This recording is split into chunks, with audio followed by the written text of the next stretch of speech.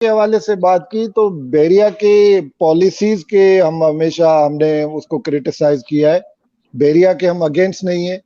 اور کیونکہ اس میں پورے پاکستان نہیں بلکہ اوورسیز پاکستانیوں کی انویسٹمنٹ ہوئی ہے،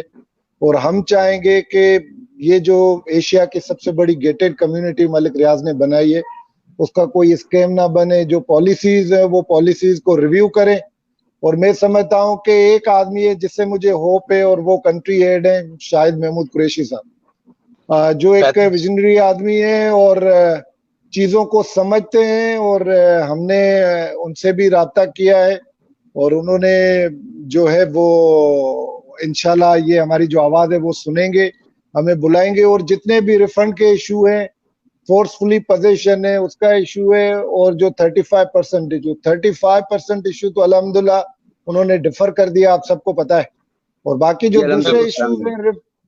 جی ریفنڈ کے ایشوز ہیں، وہ بھی انشاءاللہ ہم حل کرائیں گے. دیکھیں میرا جو کام ہے،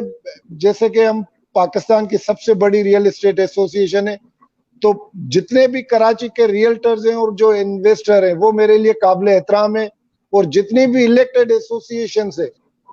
نارتھ ناظم آباد کی ہو گئی، تاسر ٹاؤن کی ہو گئی، احسن آباد کی ہو گئی، یہ سارے میرے لیے جو ہے وہ قابل احترام ہیں. اور ان کے انشاءاللہ جتنے بھی ایشوز ہیں وہ میں پوری کوشش کروں گا حل کرنے کی. جی، جیسے کہ ابھی آپ نے ایمنسٹی اسکیم کے لیے، اور ابھی آپ نے حکومتی بہت ساری جتنی بھی پرابلمز ریلیٹرز کے اندر ٹیکس ایشو تھا بہت بڑا، اور پھر جس طریقے سے آپ نے اس ایک انڈسٹری کا درجہ دلانے کے لیے جو آپ کام کر رہے ہیں، اور ایک عام اسٹیٹ بروکر نہیں سمجھ پا رہا جتنا کام آپ کر رہے ہیں، تو اس کو تھوڑی آسان لفظوں میں سمجھانا چاہیں گے کہ اس کا آگے فیوچر کس طریقے سے برائٹ ہو سکتا ہے، کہ نور ابریزی صاحب اس کے لیے کیا کر رہے ہیں سر، وہ جاننا چاہتا ہے. دیکھیں جو ریئل اسٹیٹ، کسی بھی کنٹری کی جو ریئل اسٹیٹ ہے، it is engine of economy. تو ہماری کوشش ہے، جیسے 2016 سے اسحاق ڈار نے جس طریقے سے ریئل اسٹیٹ کو مینیپولیٹ کیا، اس کے بعد سے لے کر ابھی تک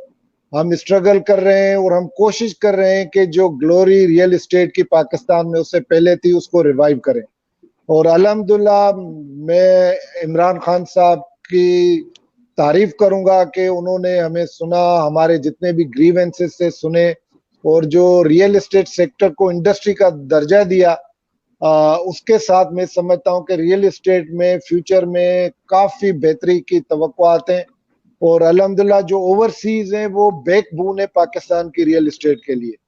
تو ان کا میجر کنٹریبیوشن ہوتا ہے ریئل اسٹیٹ کے لیے. اور تقریباً $20 بلین کے قریب جو ہے وہ ریمیٹنس پاکستان میں آتے ہیں، اور اس میں جو میجر پورشن ہوتا ہے وہ ریئل اسٹیٹ میں لگتا ہے. تو الحمدللہ ہم کوشش کریں گے کہ جو ہمارے بھائی باہر بیٹھے ہیں، جو ان کے ہارڈ اینڈ منی ہے جو پاکستان بھیجتے ہیں اور ریئل اسٹیٹ میں لگاتے ہیں، تو ان کو ہم ٹرانسپیرنٹ طریقے سے ان کے پیسے لگوائیں. اور جس طریقے سے تھوڑا سا بحریہ ٹاؤن میں ایک مسہیپ ہوا ہے، اس کو ہم کوشش کریں گے کہ اس کو ریسٹور کریں، اور جو کریڈیبلٹی ہے بحریہ ٹاؤن کی وہ ہم ریسٹور کریں. ہمارا المیہ یہ ہے کہ پاکستان میں المیہ یہ کہ ابھی تک ریئل اسٹیٹ جو ہے اس کے جیسے دبئی میں ریرا ہے، ریئل اسٹیٹ ریگولیٹری اتھارٹی، اس طرح کی ہم اتھارٹی چاہتے ہیں کہ ہمیں پتا چلے کہ کل کو ہمارا ریئلٹر کہیں انویسٹ کرتا ہے تو اس کو پتا ہونا چاہیے کہ یار یہ جو